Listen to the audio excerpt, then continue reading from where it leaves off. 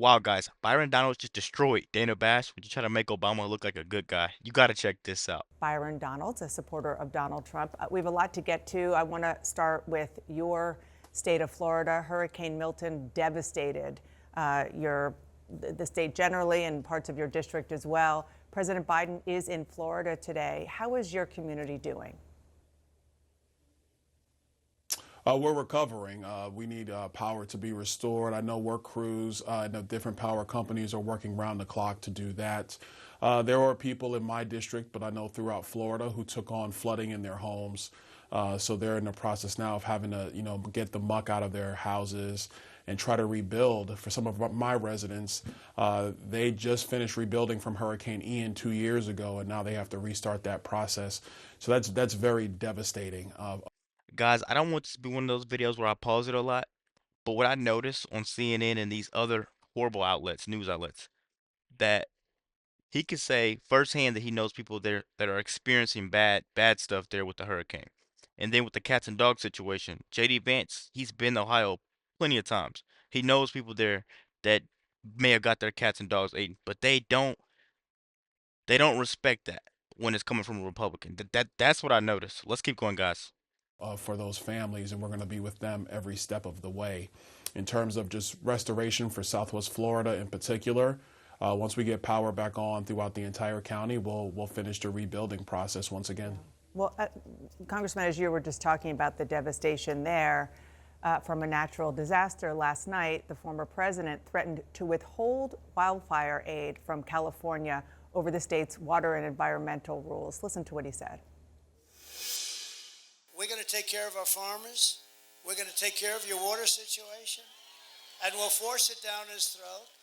And we'll say, Gavin, if you don't do it, we're not giving you any of that fire money that we send you all the time for all the forest fires that you have. Are you comfortable with that, particularly given how you are seeing firsthand how important it is for federal help in a time of natural disaster?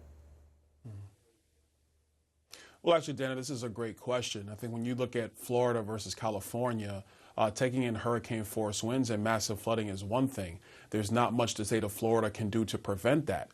You compare that with California's environmental policy. A lot of their forest fires are mostly caused because the state of California blocks the management of their lands. They don't clear the underbrush. We do that here in Florida, which is why you don't have the major issues of massive forest fires raging through our state. But California doesn't do the simple work of clearing underbrush. So who that really puts at risk are the citizens of California.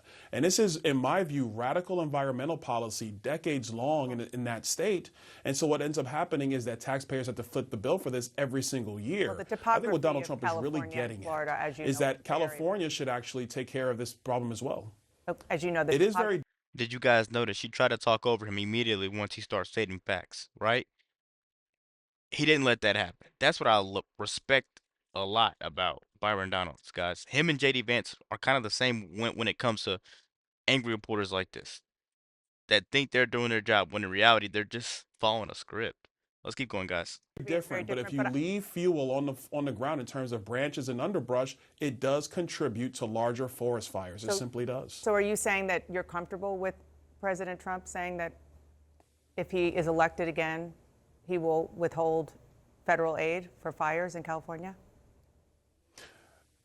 No, I'm not saying that. I'm not comfortable with that, and I think Congress is going to weigh in on this heavily. And of course, we're going to do what needs to be done. But So California does have to look at their land management issues in the future. They have to look at that, Dana, and we have to be responsible with the dollars that the federal government is going to be spending. We're always going to be there for the American people. Make no mistake about that. But California does need to have a responsibility to clean up their lands. Let me turn to the topic of what Kamala Harris is doing this coming week, particularly Monday and Tuesday. She's got several events courting black voters. I know that you are talking about the black vote coming out, particularly black men, for Donald Trump. You're trying to help him along with that. To that point, can you talk specifically about what Donald Trump would do policy-wise in a second term to help black Americans? Sure, and thank you for that question. And I, I don't want to say this the wrong way, but everyone's saying help, help, help. How can you help black people? I think you need to help the world. I need you to help the world be a better place because if you just focus on one race, you're gonna miss out on the other people that also need help. We're not the only people that need help. I'm sorry to say, but we're not the only people that need help in this world. You know what I mean? And making it so easy for one race kind of hinders them. That's my honest take on it. Let's keep going, guys. What Donald Trump is going to do is going to be actually quite similar to what he did in his first term.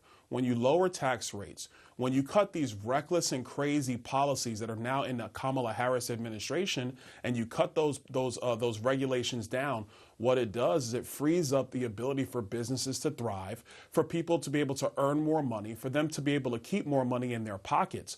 All of his economic policies actually have a stabilizing effect on prices, and they grow our economy. You couple that with his energy policies. He calls it drill, baby, drill. But what it is being energy dominant in the United States of America. That also allows for us to put a cap on these massive price increases under the Kamala Harris administration. What that means in particular for black families is that you have an ability to earn more money, keep more money, wages actually growing, when you adjust them for inflation. And then the big stat, and this happened during the first Trump administration, nobody likes to talk about it. I heard Senator Warnock mention it. Wages adjusted for inflation were massively up under Donald Trump for black men, for black families, but for all Americans. The wage gap that Democrats love to lecture about, the wage gap in 2019 was actually shrinking under Donald Trump's administration, his economic policies, his energy policies, and his regulatory Can I just policies. go back to the tax So that's the agenda that black men are looking at. Okay, thank you for that. The tax cut question. Again, go ahead. I would imagine that Kamala Harris would say or would ask the question about how tax cuts for wealthy Americans will help the black community. What's the answer to that? Well, Kamala Harris would say something like that. But we know that she's wrong because economically she's been wrong for the last 1,400 days. If you look at Tax Cut and Jobs Act, it cut tax rates across the board, mostly for middle class families. So this is why wages adjusted for inflation for black families was higher under Donald Trump than any other administration in the history of our country. That is a record of economic success.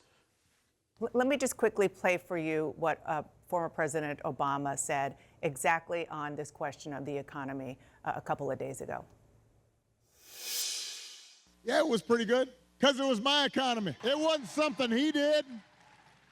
I had spent 8 years cleaning up the mess that the Republicans had left me the last time. He didn't do nothing except those big tax cuts. How do you respond to that? I tell you what, the Democrats are running out of tricks. I think take this, look at this like it's a hat, right? I have my tea. They're pulling out Obama. You know, that's their last little trick. They're pulling out Obama to try to win over these votes. I'm here. I'm not leaving here. I'm here. That they're doing every trick to have rappers, all types of stuff. That you're not gonna you're done confusing me. You're not gonna keep confusing me with these rappers, all this stuff that you care about me. I know you don't. I'm sorry. I know you don't care about me. So I'm not gonna go out and vote for you. So you can have Obama crawl back to wherever cave he came out of. Cause that guy was horrible. Let's keep going, guys. Very easily. I was working in finance during Barack Obama's administration. Let me tell you, the economy under his especially the last 5 years, was growing at about 1 to 1.5% per year. I think at the time, President Obama was saying that, this era of large economic growth is something of the past. We're going to have a more consistent economy. Well, in his words, a consistent economy meant one that barely grew. So when Donald Trump came in, he brought his tax cut policy in, which cut taxes across the board for everybody in our country. Coupled the fact that he did cut massive regulations from the Obama administration. And what did we see? Economic growth in the United States went from 1.5% under Barack Obama to 3.5% under Donald Trump. Wages adjusted for inflation, like I said, because it's the truth, increased for every subgroup of Americans in our country. The wealth gap was closing. We were actually booming economically far more than we did under Barack Obama. So that's a cool statement he made on the stump, but it's not true. Congressman, before I let you go, I do want to ask about a law that Congress passed, a new version of the Electoral Count Act. They passed it 2 years ago, and it makes it harder to object to certifying election results on January 6, 2025 and beyond. Some Trump allies have argued that's unconstitutional. The House Speaker hasn't taken a clear position. Should Congress follow that law in certifying the 2024 presidential election? Look, I think when you're talking about the election this November, the thing that people want is that local jurisdictions follow the law passed by the states. As long as everybody does that, there's not going to be any problem certifying this election this November. But what really matters about this election are the issues facing the American people, not the Electoral College Count Act. Because what we need is a president who's going to secure our border, actually make our foreign policy be strong again and make sense again. That's what matters. Are you going to follow the new law about certifying? And I've been very clear, Dana, as long as states and jurisdictions follow election procedures in their states, there will be no problem for me or anybody on Capitol Hill. All right. Well, that's a giant loophole that you're leaving there, which there's no evidence that has not happened. It didn't happen in 2020. That's not a loophole. That's actually not a loophole, Dana. It is. And if you look at what happened in Pennsylvania, Arizona, and other jurisdictions in 2020, they did not follow election procedures passed by the state legislature. That's an empirical fact. Evidence of widespread fraud that went through, 60 court cases and even Dana, I did not say fraud. You said fraud. What I'm talking about, and if you want to talk about it, let's be clear. You had the state of Pennsylvania where the state Supreme Court said they would count ballots 3 days after the polls closed in Pennsylvania in 2020. That's a violation of state law passed by the legislature, signed by the governor. But that's what happened in the state of Pennsylvania. That's one example. Okay. Well, Congressman, this has been litigated, and I'm assuming that a lot more of it will be litigated. Let's just hope that everybody watches the votes counted and takes a breath and lets them be counted, particularly in Pennsylvania, which doesn't start to count by law until Election Day. Thank you for joining me. I appreciate it. So, guys, they have until Election Day to count the votes from Pennsylvania. What do you think they're going to do with them? What do you honestly think they're going to do with those votes? I pray to God that's not what happens, but what do you think they might do? I think it's a possibility, but I know a lot of these people are starting to wake up to the truth. And a lot of you guys that are subscribed to me are woke up to the truth way before me. I want to thank you guys for coming here today. Don't forget to like, comment, subscribe if you're new, and be sure to let me know what to react to. We're out.